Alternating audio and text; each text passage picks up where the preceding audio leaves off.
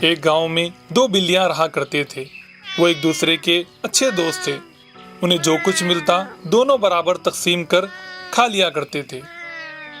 ایک دن انہیں ایک روٹی کا ٹکڑا ملا۔ اسے دونوں نے تقسیم کر لیا، لیکن تقسیم کے بعد دونوں میں جھگڑا پیدا ہو گیا۔ ایک بلی کہنے لگی، تمہاری روٹی کا ٹکڑا بڑا ہے، تو دوسری بلی کہنے لگی، نہیں نہیں، تمہاری روٹی کا ٹکڑا بڑا ہے۔ یہ کہہ کر دونوں خوب جھگڑا کرنے لگے۔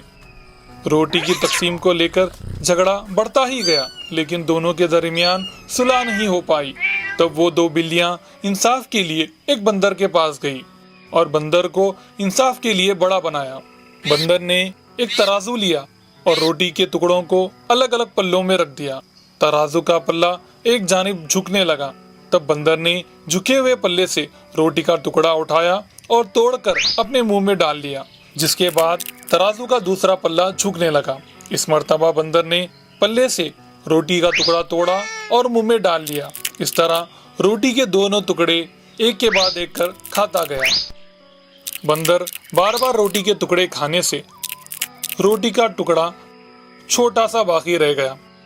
یہ دیکھ کر دونوں بلیاں پریشان ہو گئی اور بندر سے کہنے لگی، پیارے دوست، تم نے جو انصاف کیا یہ بہت ہے، تمہارے انصاف کو ایک سلام۔ اس روٹی کے ٹکڑے کو ہم ہی آپس میں تقسیم کر لیں گے۔